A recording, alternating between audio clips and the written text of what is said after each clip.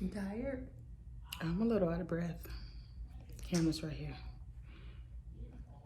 Are you looking in the camera? I was looking at you. Oh. She's out of shape. No.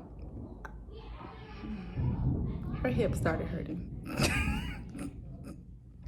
So what we just did was Kinergy. Explain what Kinergy is.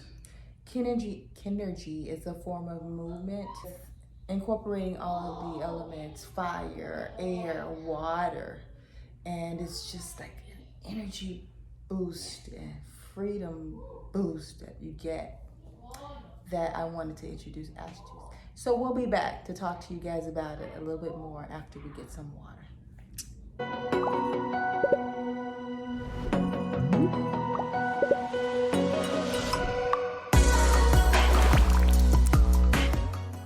So, you guys, this is something that I've wanted to do with her for some time now, since back in January when I was first introduced to it, Kinergy with Julianne Hough. I just fell in love with it, right? The movement, the mental aspect of it, clarity. You get clarity. It's just the dance movements are just like you just feel free. It's quick, so I was so excited when Ashley first said, "Hey, I'll do it. Let's do it. Let's do it." We did it, and I asked her after we were finished, so "How'd you like it?" You know how you ever ask somebody to do something and you're like waiting because you just know they're gonna tell you that their experience was the same as yours. Well, boop boop boop boop. No, it was not. Girlfriend said, "Okay, let's go back a little bit." So what she talks about in the beginning, she starts off with the breathing, and then she talks about picturing yourself in the earth, the center of the earth. It's grounding. It's a grounding routine, basically. Feel the dirt. How does it feel? How does it smell? Picture yourself in the center of the earth and just visualize that and feel pull yourself it. Up. And then pull yourself up, you know, with your breath and things like that. So that was the part that she enjoyed, guys. I like that I was down to the core of the earth, you know, like where what is it called? The molting part, the hottest part of the earth. And I was dirty, I was filthy, I was covered with soot, but I was just digging and bringing myself up and bringing myself up. I enjoyed that part. When we got to the actual exercise part, I felt like that was distracting because the dance moves are so sensual and some of them are so hardcore, and then other ones, just seeing her in my peripherals is just like, this is too distracting for me. Let's go back to the dirt. Let me pull myself back up from the dirt. Yeah, because you're moving with your breath, so it's you know, things like that. And I'm worried about, can she smell my breath like while I'm doing all of these hoo-has, and I'm that part was distracting to me. The beginning, if like the beginning of Kinergy could be like 15 minutes long and I could be done with it, and then it took a minute for me. I had to catch myself because I'm like, that's what you got out of it? And then I'm like, I grabbed that thought real quick and I said, wait a minute, girl, you can't dictate her experience.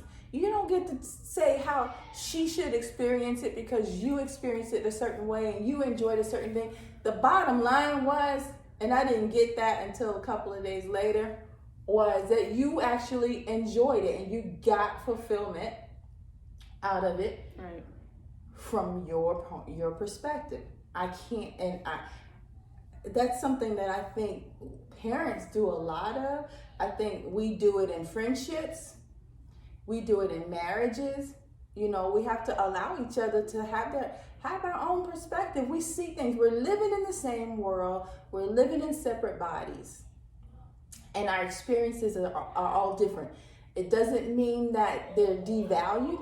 Your value, what you got out of it was of great value, and what I got out of it was great value. But you know what that meant? We got what we needed out of it. So, you know, that was a little funny experience that we had, and I had to check myself, you know. Anybody ever try that or ever do that to your friends?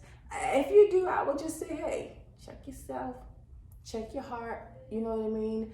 Especially if you're a mentor or you're a person of influence. You know, your job is not to make a person feel a certain way because you felt that way, or believe a certain thing because you believe that thing. Your job is to be honest, truth telling with them in love, and as long as it's coming from a pure place, they'll get it. One person plants, one person waters or nourishes, and then they get the increase. You know, and so that's what I've learned. It was a quick lesson. It was a great lesson. But I do want to say thank you for doing Kinergy with me. You're welcome. 2 times. This is our 2nd time. I was reluctant, but I always try something. Not everything. I always try something once. I just learned today. What's that? That when you place expectations on something, that's where your disappointment comes in at. Absolutely. So don't place expectations on anything, because when it doesn't turn out that way, then you're left like, And that's it's not what that I you're expected. Yeah, that is true. It's not that you don't have standards, but you can't expect a person to do and say and respond the way you want them to respond.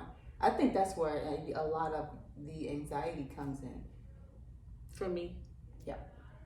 Because you want to be able to say something and you want to be able to know exactly what the person's response is, and then when you don't know that, it just like it gets you, and it pauses me from even saying what and I then want you to just say. don't do it at all, or you let it build up, and then guess what? Boom! Vomit it out. Yeah.